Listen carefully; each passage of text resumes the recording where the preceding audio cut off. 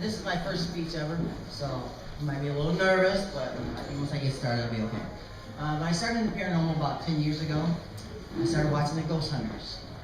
My wife said, you know, I think we should watch this show. It'd be kind of cool. So we started recording the show and watched. What? Oh, music? Yeah, they're getting it. Oh, okay. All right.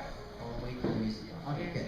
Anyway, so my wife thought, you know, we'd record the show and watch it together after the kids went to sleep. So I thought, I'll give it a try, right? So I was sitting there watching the show with her, and I was blown away because of all the activity that was happening. I mean, it was funny times. It was just goofy, funny, scary, and interesting stuff that was happening on the Ghost Hunters. So one day, my son, you know, he watched the Ghost Hunters like everybody else did. How many of you guys watched the Ghost Hunters? Many.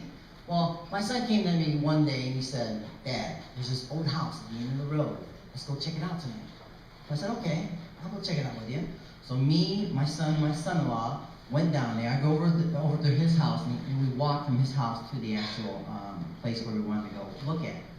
And I'll tell you what, it was a creepy old house. It was the last house on the left. Well, it's really bright. Last house on the left in the town where I live at right now. And it was really cool. And everything was boarded up. All the doors were boarded up. The front door was double locked because I found out later that it was the fire department used it for training. And they would go start fires in the place, and they'd have the beginners go in there and put it out.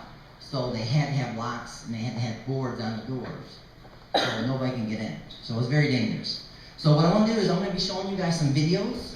I'm going to be doing some audio. And before that, I just want to let you know, I started in the paranormal 10 years, and after the paranormal, I kind of slowed down and got out of the paranormal, and I started having visions, and I started seeing, hearing, and feeling things that was going to happen to me that day later on. Could have been an hour, 2 hours, 3 hours, even 5 hours. So what I would do, I would write this information down, what I was seeing in my head or hearing in my ear. I would write this stuff down, and I'm telling you, all the stuff on the list would be shown to me somewhere, someplace that day. So it's kind of like I was seeing the future, which really it was. But I didn't understand it, and it was kind of fun and exciting.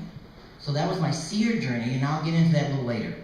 But I want to show you this first video that got me into the paranormal. This experience blew me away, my first experience. So I'm going to show you a video. And remember, I did videotaping only for my kids. I never did any ghost hunting. So I just watched the show, so I really wasn't good with the video camera. But I still want to show you this. This is my first experience. And then I want to talk about it, so.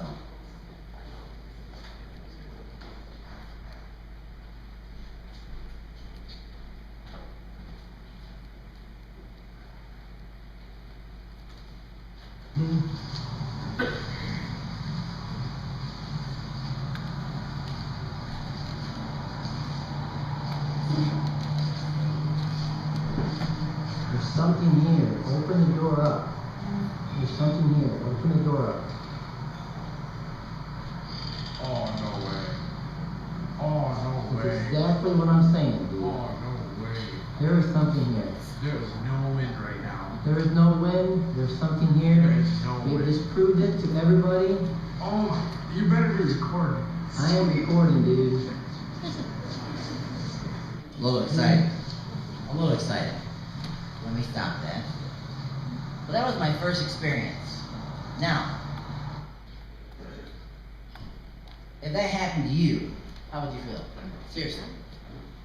But the thing about it, I didn't tell you the previous story about it. See, the door opened for me, but the door closed for me before that.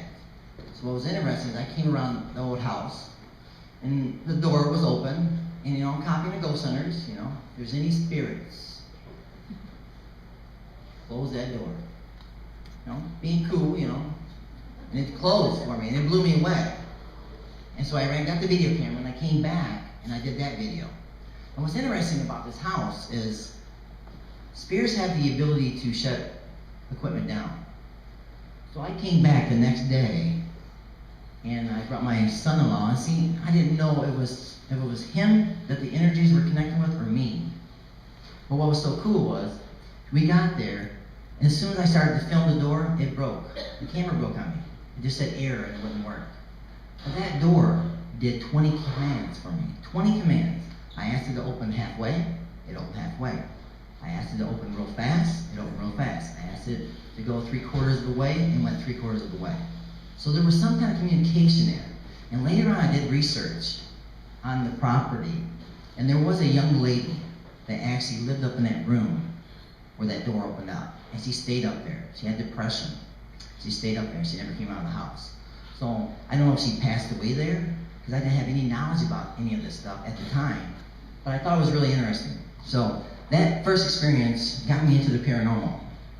And I still will watch the Ghost Hunters, but I went out and started doing things on my own. And one thing I did was I made a mistake. I did this by myself. Don't do it by yourself.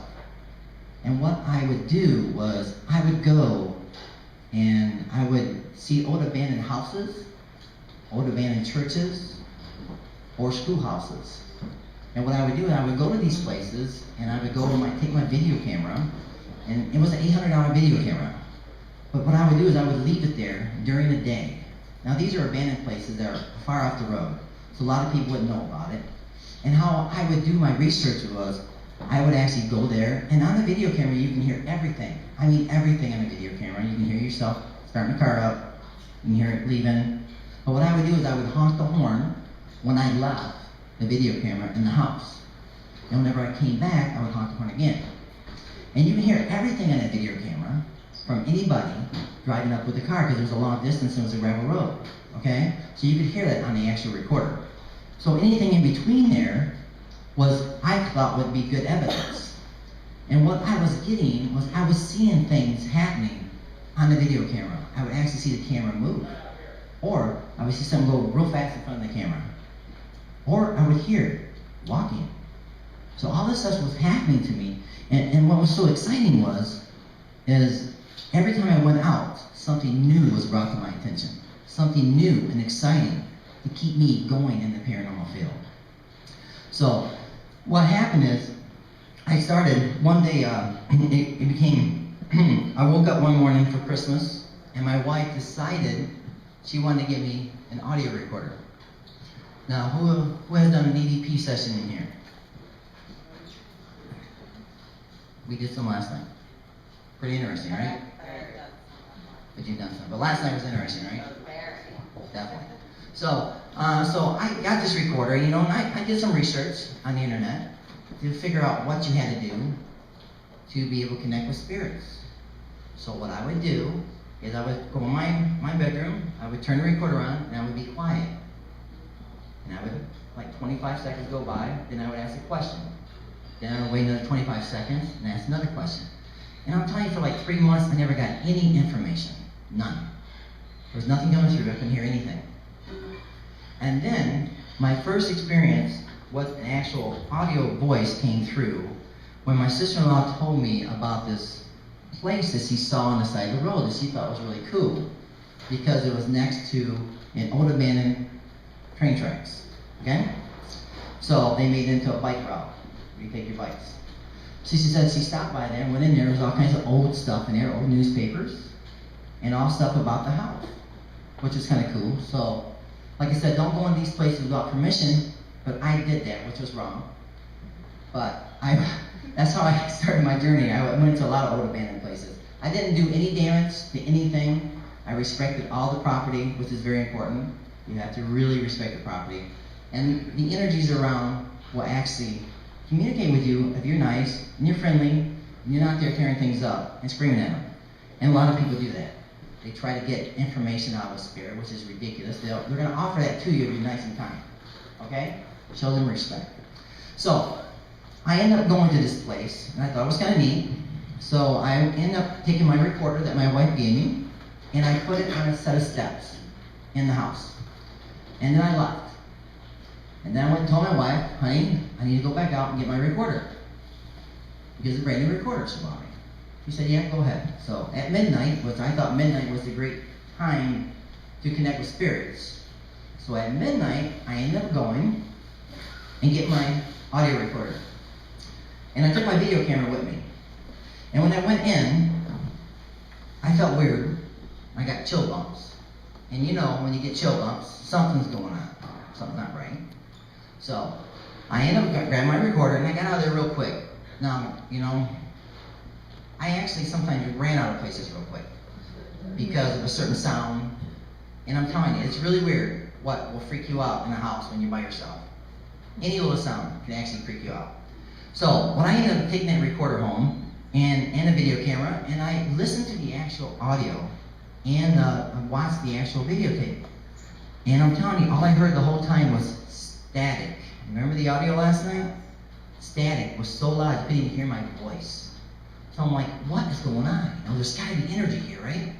So the next day, I started listening to my audio recorder. And remember, I didn't get any voices yet. So I started listening to this audio recorder, and then I hear this man come on. He says, give Ann a sedative.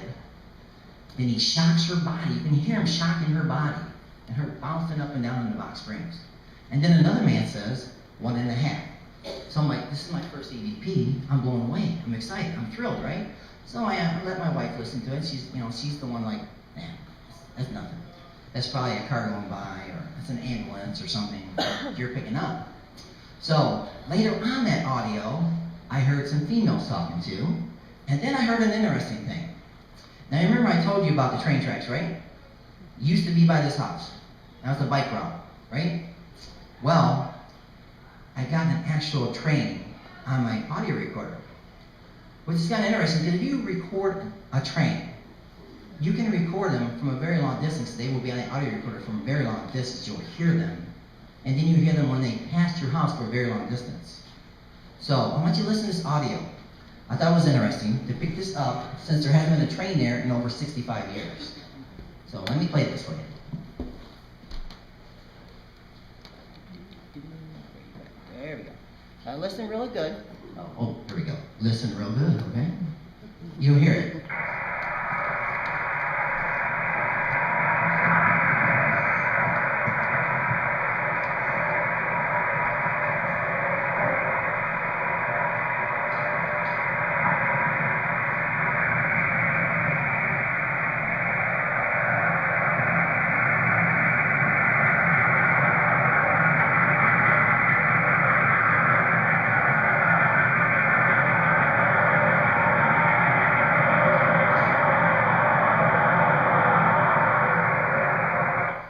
Did you hear the train?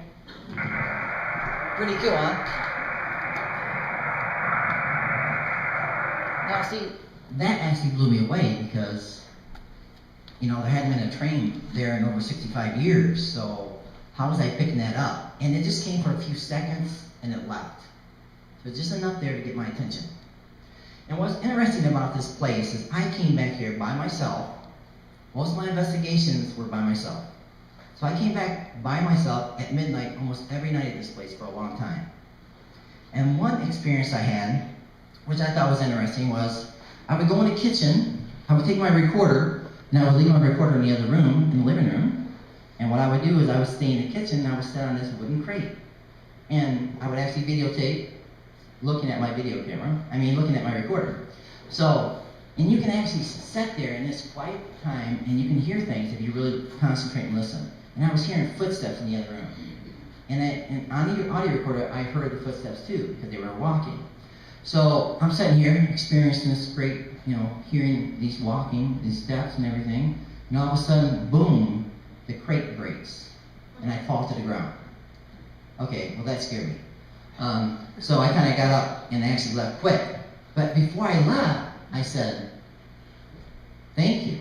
And on the audio recorder, I heard, you're welcome. On the actual audio recorder, which was kind of cool. I got a direct response. Now see, I call it direct response. When you ask something and you get a direct response, that's awesome because that really doesn't happen very often. So the next night I said, I'm going back. I had to go back to this place and check it out because, I'm hearing walking now. So I went back there and I went in the kitchen to look for the crate, and guess what? The crate was not there. I looked in the living room, it was not there. I went in the bedroom and there it was in the corner. The crate. But what was interesting was, it wasn't broken at all. It was like its original shape. So how could something like that happen to me and it still be there in the other room, not even touched? It's impossible. Definitely impossible. But that's the thing about paranormal. A lot of things people think are impossible but really they're not. So I started getting really obsessed with EVPs to a point where I was getting, I know this might sound crazy to you guys, but I was getting 30 EVPs a minute. That's what I was hearing. And the reason why I was hearing that is because whenever I was younger, I had Bell palsy in my left side. And I took some medication, and from that point on, I started hearing better in my left ear. So what I did is I was testing this stuff. I went on the internet and I tested hearing for my left ear and for my right ear. And I was hearing at a 12-year-old's age in my left ear and at 35-year-old age in my right ear because of the Bell palsy. So when I started listening to these recordings, I started hearing more and more voices. And these voices are really cool because at first it was like tons of voices didn't make any sense. Just information coming to me. Didn't even connect with the investigation or nothing. And then pretty soon I started getting direct connects.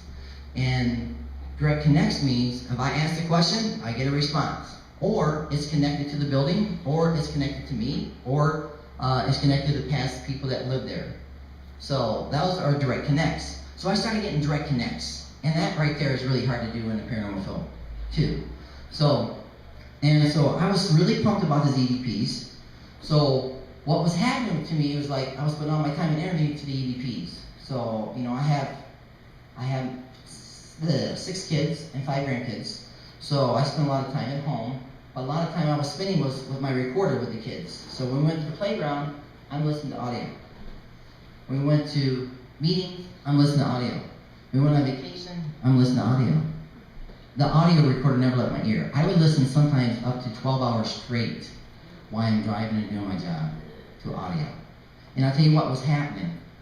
It ended up hurting my hearing. It ended up hurting my hearing because a lot of times there's loud noises that you don't know what they are.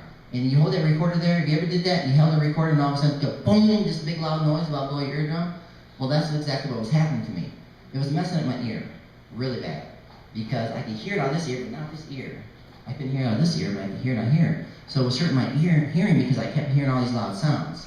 So it got to a point, well, I was being naughty, and I used this on my job site. I went to a customer's house, and she said to me, you know, she gets into the paranormal and stuff like that. So I said, well, you know, I will do a recording to try to contact your loved one. She said, that'd be awesome. So I went around my recorder in her house, and I started recording. And then I came back in the kitchen, and I said to her, well, I feel that a gentleman passed away over there, and I'm getting information that he drank 12 cups of coffee a day. So she started bawling her eyes out because that was her father that died right there in that room. And he actually would drink 12 cups of coffee every day. That's him. So that was a connection to her that she knew that I had no clue. I could never, because I don't know the lady or the father, but I made that direct connect with her. And that right there really touched her heart. And she just bawled her eyes out. So I go on my job the next day, was doing my thing, and then all of a sudden, I get a call from my wife. Honey, the sheriff's at her house. So I'm like, what? She said, yeah, you went to a house yesterday and did some recording, and you put the lady in fear. I really didn't put her in fear. No, I didn't put her in fear, but she told her husband. And her husband got very, very upset about it. And they turned me in, and then my company found out about it. And I got this big warning, never talk about spirits or ghosts in people's house. No problem. I said, I won't do that anymore. But I'll tell you what, it was scary, because I had to explain everything to the police officer. And nothing happened, which is good. But I think they got a good deal out the company I was working for at the time. Because this weirdo was in their house doing recordings and contacting her dead father. So what was happening with my EVPs, they were basically taking over my life. Okay? Listen to them day and night. And I said to myself, you know, I'm getting now direct connect information. What am I going to do with this? So I chose to look up missing person cases or murder victims. And I thought, well, I'm going to try this. I'm going to try doing this recording at these places where these people died or got murdered or where they went missing. And I did one young girl down south of where I live, about an hour and a half. And I took an audio recorder and I went in the graveyard where she was found. And you guys probably know the story. Some of you might know if you're from Michigan. But a young girl went missing and they found her in the graveyard and she was dead. So I took my audio recorder and did some recordings. And then I got this weird voice that came through and said, this person killed her. So I took that information, I played it for the police station there in town. And he said, man, I can hear something there. Come on in and we'll talk to you about it. So, first of all, I'm recording, I'm getting this information, I'm thinking, I'm going to the police station, what are they going to think about me? Some weirdo? Which is interesting. Because I went down there, and I'll tell you what. There was a gentleman listening, the captain was listening to the audio, could not hear anything. Well, he shoots guns every day, and that did hurt him. And he even said that, that he shoots a lot of guns, so it probably hurt his hearing. So a female came in, and he said, listen to this, one of his deputies. Said, listen to this.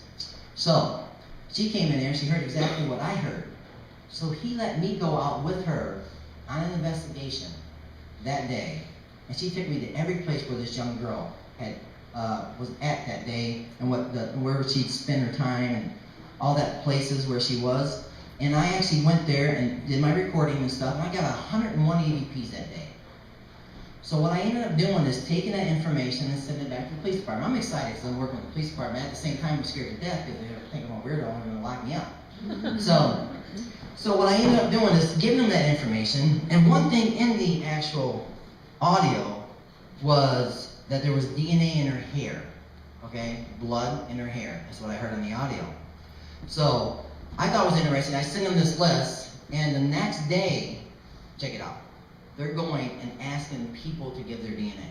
Men to give their DNA. Door to door, they're going. Volunteering.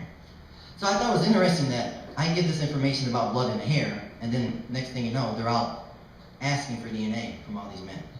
So I thought it was interesting. So I think they used my stuff, but they never really gave me, they never even said, hey, Rick, I think this is connected. Because, even though I gave them information, they would not give me any information because that was their case.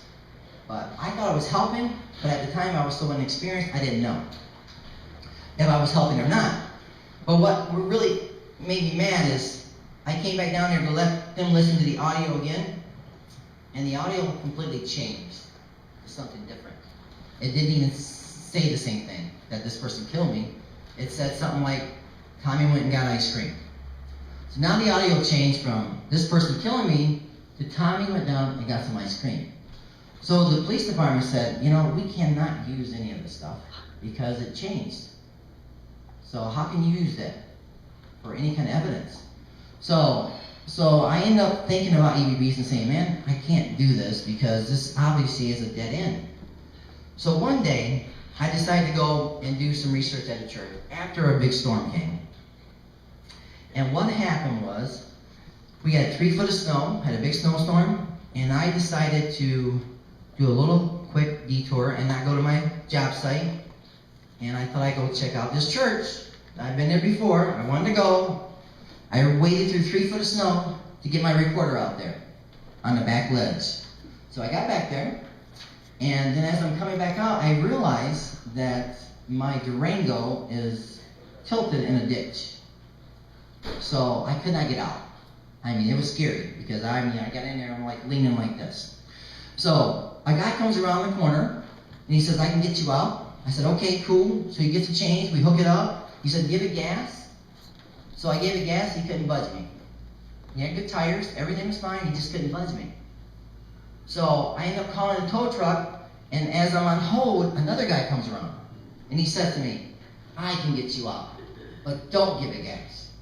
So I'm thinking, okay. All right, I won't do that. I said, there's no way you're going to get me out because the guy just did it and he couldn't get me out with me giving it gas. So he ended up pulling me out like nothing. Nothing. It was like, this is kind of weird. How is this guy pulling me out of this ditch like nothing? And the other guy couldn't do it. Well, as I'm taking the chains back to him, he says to me, as he's saying to me, he says, and he hands me a brochure about God, says, stop doing what you're doing. Okay. So I'm thinking, this guy don't know me from nowhere.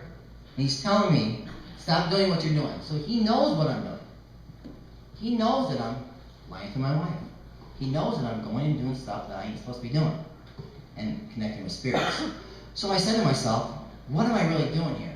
I'm doing all this EVP work. It's taking over my life. It's taking over my family, my job. It's getting really, really, really bad. It got to a point where I was having so much bad luck doing these EVPs that I got pulled over 20 times one year by police. And one day I got pulled over 3 times by 3 different cops. Never got a ticket once. But there was something going on with me. I was having negative energy with me. And that was creating all this. I was not lucky anymore on the radio. I was having problems with my wife. I was not concentrating on my job. I was making mistakes. So it was really taking over my mind.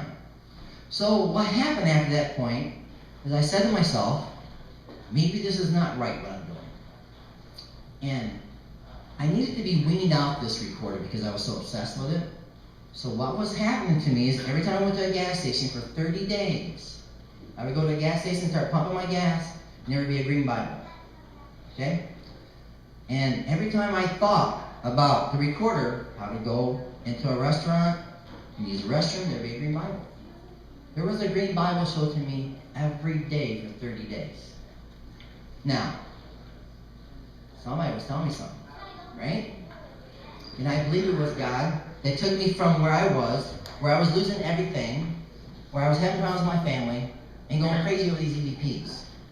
So I ended up, after that, I kind of got weaned off the EVPs and stopped doing it. Because I would still do recordings. Instead of getting 30 EVPs a minute, I was getting maybe 1 an hour. It was slowly disappearing for me to where addiction was gone. So this led me to my new journey. And which is kind of interesting because how many in here has ever had a vision? Did it come true? You ever had a dream that came true? Come on now. I know a lot of you guys dream. Well, that's what it is. See, what was happening to me was I was taking a recorder and I said to myself, I'm going to stop the EVPs. And I'm going to try to see what's going to happen to me on my next job site. So I said to myself, I'm going to just record what I'm seeing in my head and what I'm hearing in my ear. So what I ended up doing was going, and I said to myself, I'm going to see a red bed in the corner, kitty corner, and it's going to have the sheets pulled back, the white sheets pulled back, and you see the white sheets and a beautiful red bed, kitty corner in the house. So I went to the house, did my work, and the last room I walked into, there it was, that bed, exactly how I described it 2 hours earlier. So that really blew me away, because how am I seeing something in the future? How can that be? It's impossible, right? I thought it was impossible. So what I started doing was, instead of using my audio recorder to record spirits, I was using my audio recorder to see the future. So I would do this on my job site. Every day, I would record. And it started out at 20%. I was accurate. And really, most people can be 20% accurate if they try to do this. Well, it got to the point where I was doing 40% accurate, 60% accurate, and then 80% accurate. So I said to myself, what am I going to do with this? This is interesting. I need to do something. So I ended up going on forums on the internet.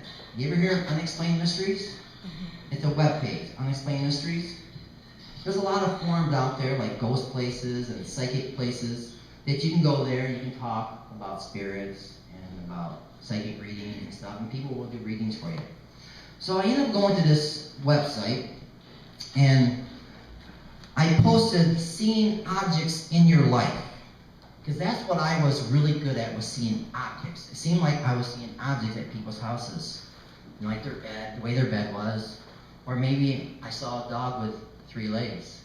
And when I get to the house, there was a dog with 3 legs. So I was seeing objects, and I was seeing personal things that connected to people. That was important.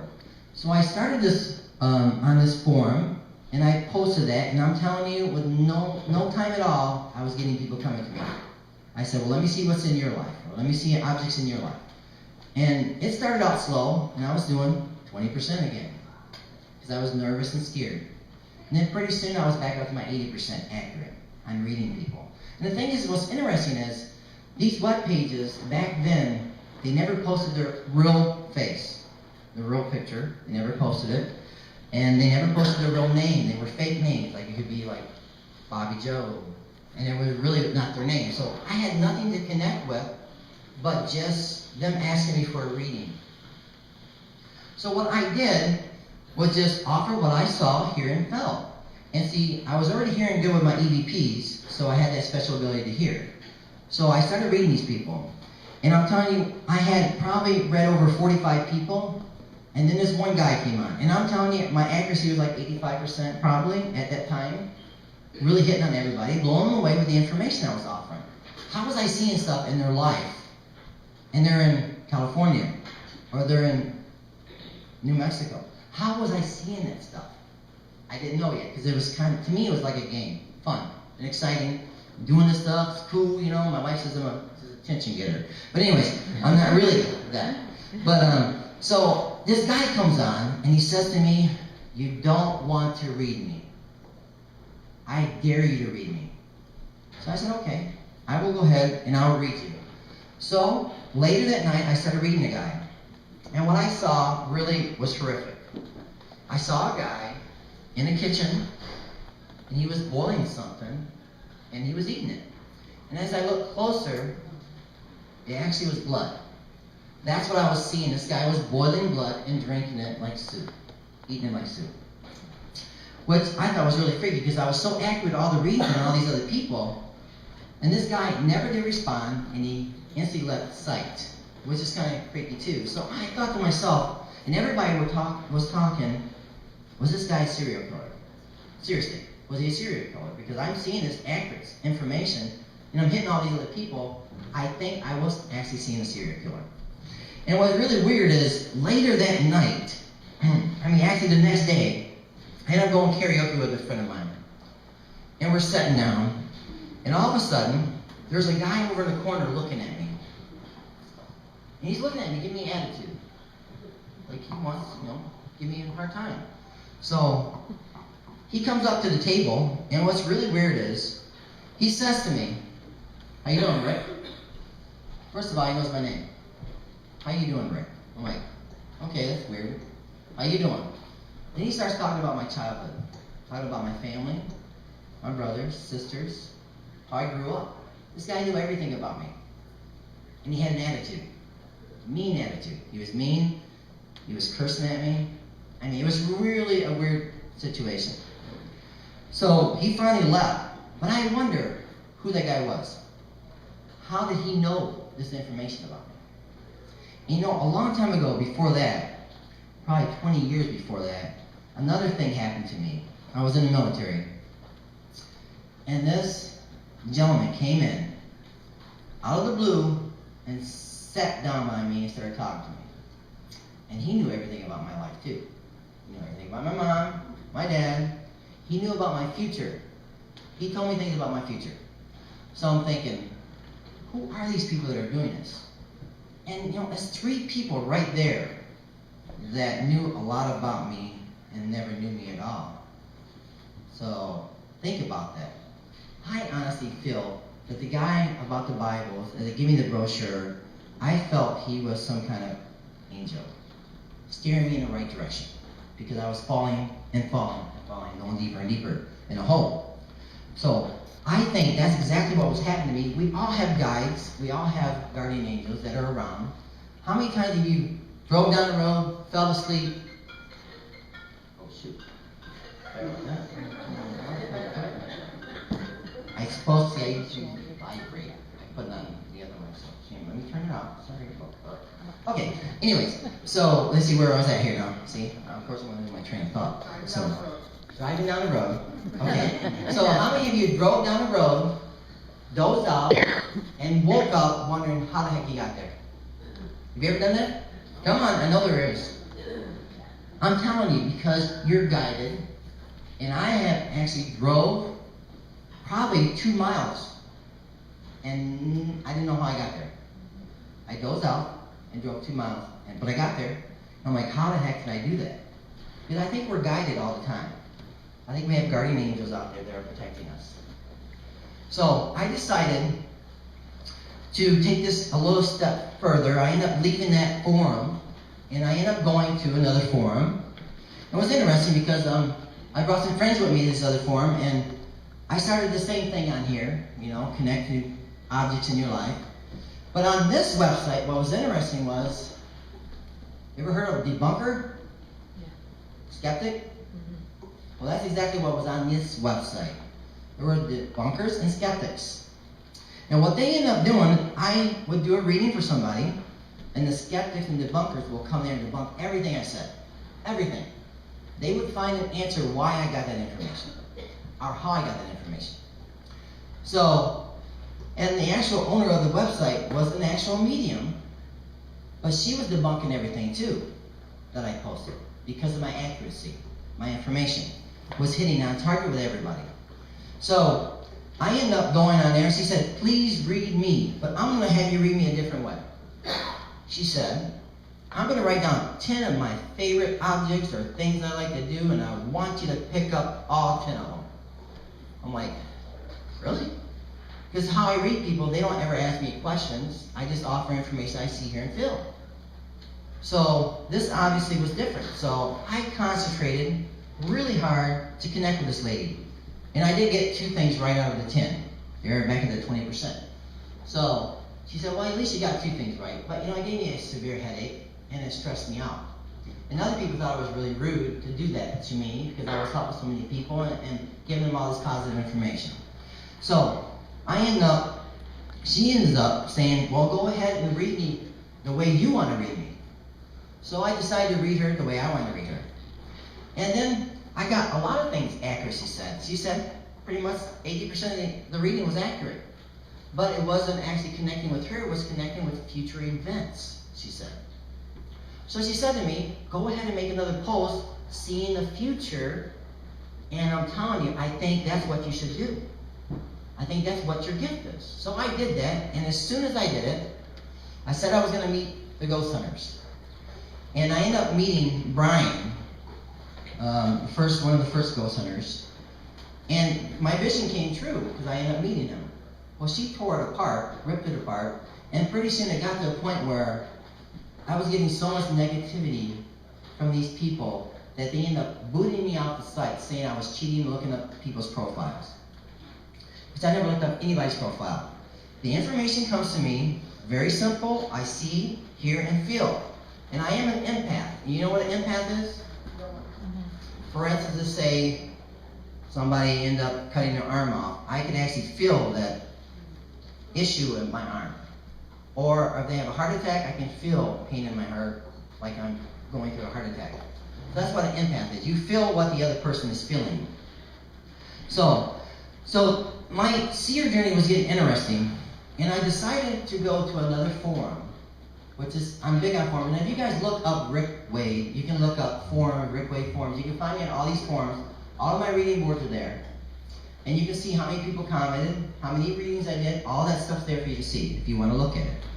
But believe me, I did it for a long time, so there's a lot of reads out there. I've read over 4,500 people, from missing person cases, to murder victims, to past loved ones, to past lives, and remote viewing for people, and paranormal pictures and paranormal buildings.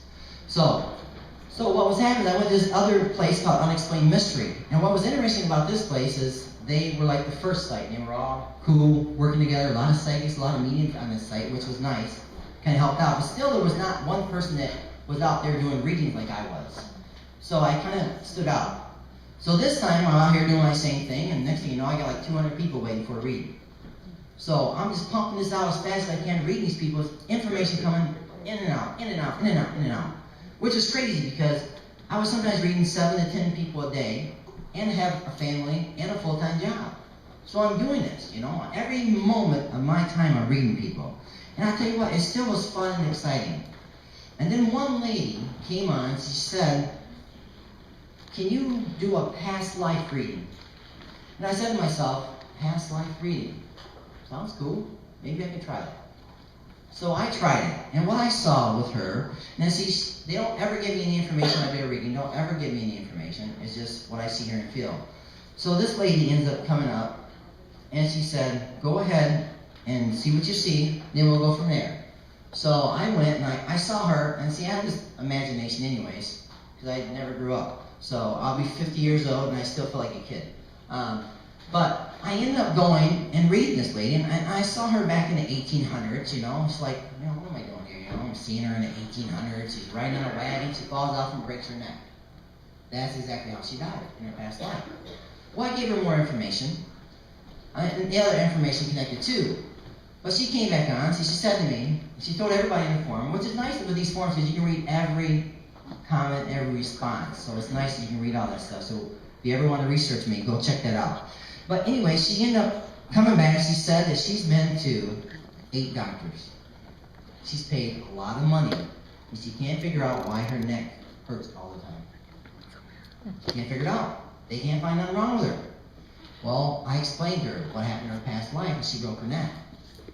And this actually gave her relief. She actually went on knowing that this actually was from a previous life. And then pretty soon, her pain went away. Interesting though.